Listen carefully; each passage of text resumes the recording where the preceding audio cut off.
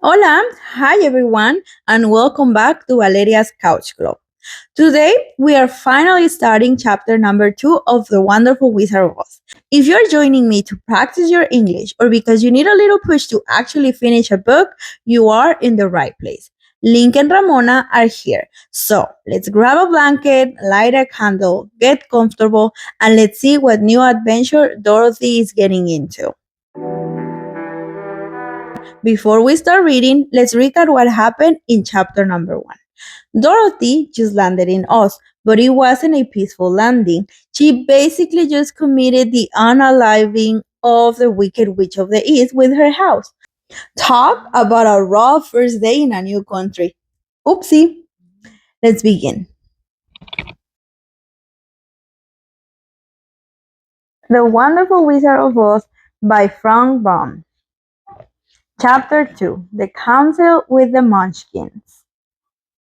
She was awakened by a shock so sudden and severe that if Dorothy had not been lying on the sofa, she might have been hurt. As it was, the jar made her catch her breath and wonder what had happened. And Toto put his little nose into her face and whined dismally. Dorothy sat up and noticed that the house was not moving, nor was it dark, for the bright sunshine came in at the window, flooding the little room.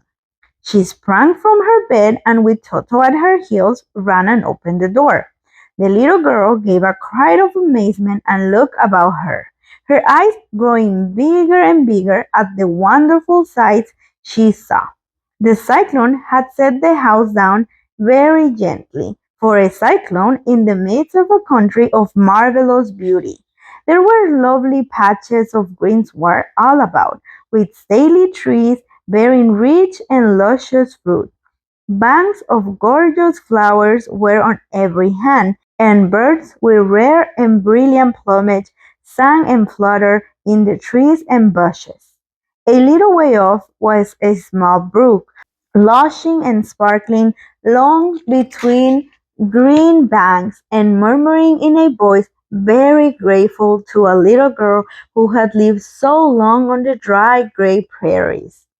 While she stood looking eagerly at the strange and beautiful sight, she noticed coming towards her a group of the queerest people she had ever seen. They were not as big as the ground folk she had always been used to, but neither were they very small. In fact, they seemed about as tall as Dorothy, who was a well-grown child for her age, although they were so far as looks many years older. Three were men and one a woman, and all were oddly dressed. They wore round hats that rose to a small point a foot above their heads, with little bells around the brims that tinkled sweetly as they moved. The hats of the men were blue. The little woman's hat was white, as she wore a white gown that hung in pleats from her shoulders. Over it were sprinkled little stars that glistened in the sun like diamonds. The men were dressed in blue, of the same shade as their hats, and wore well-polished boots with a deep roll of blue at the tops. The men, Dorothy thought, were about as old as Uncle Henry, for two of them had beards. But the little woman was doubtless much older. Her face was covered with wrinkles, her hair was nearly white, and she walked rather stiffly. When these people drew near the house where Dorothy was standing in the doorway, they paused and whispered among themselves, as if afraid to come farther. But the little woman walked up to Dorothy, made a low bow, and said in a sweet voice, "You are welcome, most noble sorceress, to the land of the Munchkins. We are so grateful for you having killed the Wicked Witch of the East and for setting our people free from bondage." Dorothy listened to this speech with wonder. What could the little woman possibly mean by calling her a sorceress and saying she had killed the Wicked Witch of the East? Dorothy was an innocent, harmless little girl who had been carried by a cyclone many miles from home, and she had never killed anything in all her life.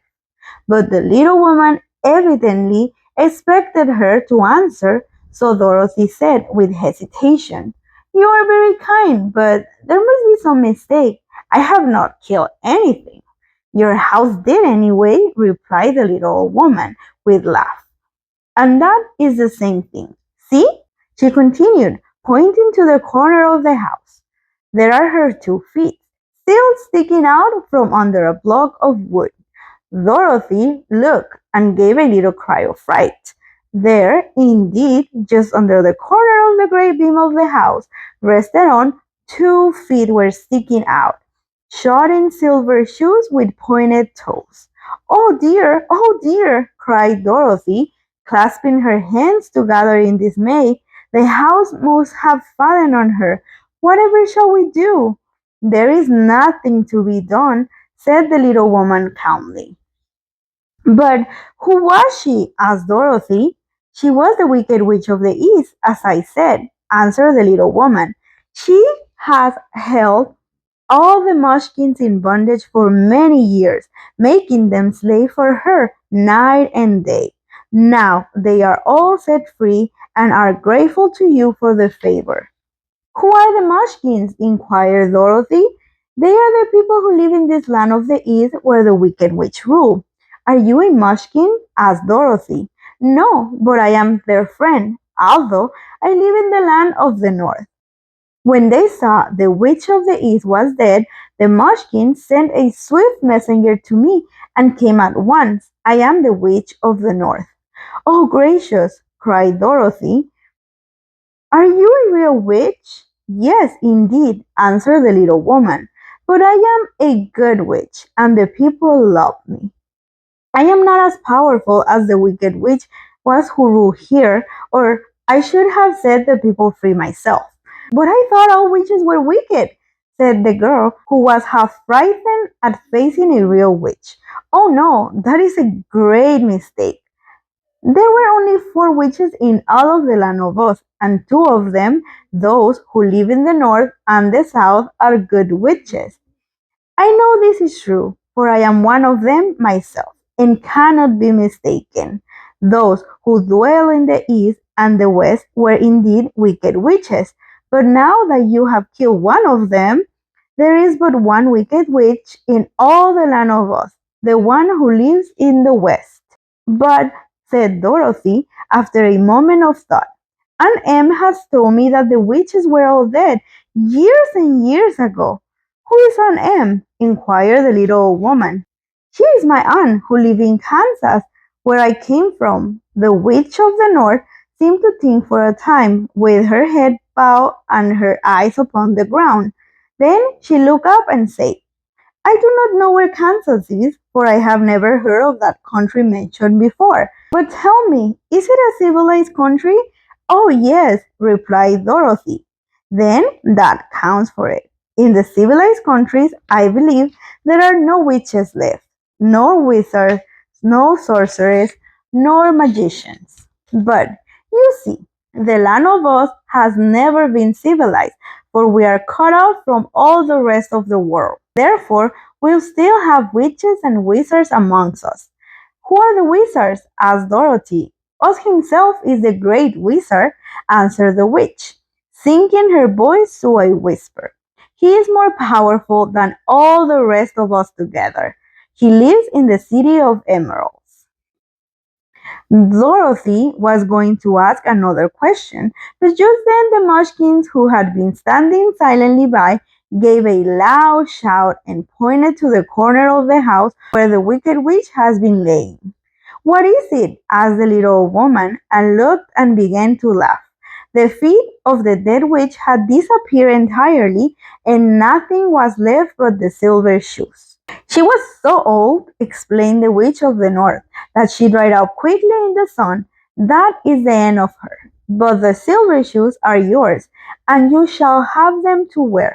She reached down and picked up the shoes, and after shaking the dust out of them, handed them to Dorothy. "The Witch of the East was proud of those silver shoes," said one of the Munchkins, "and there is some charm connected with them.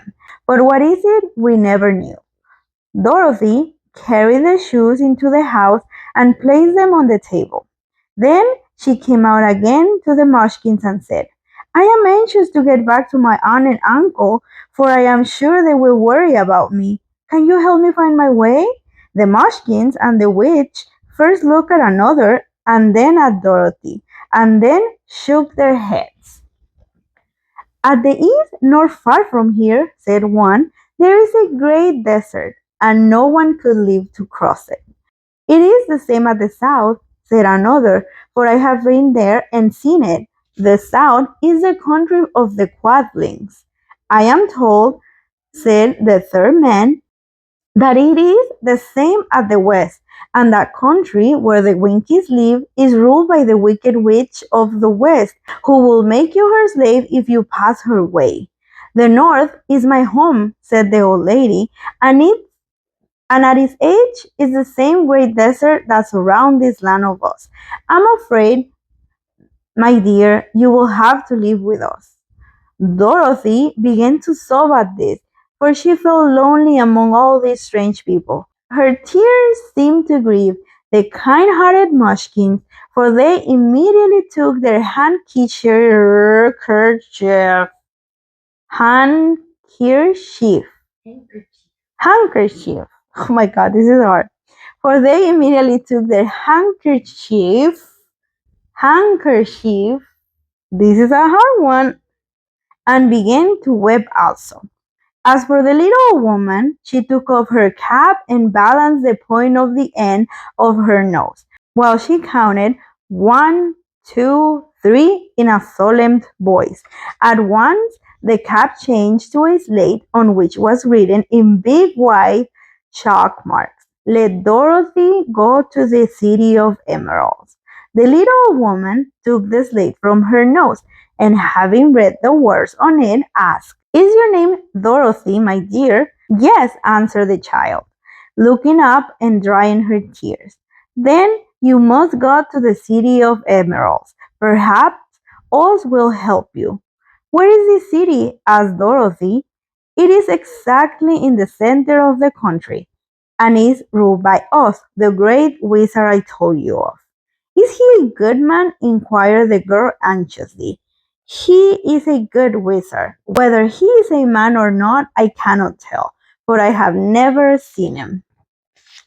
How can I get there? Asked Dorothy. You must walk.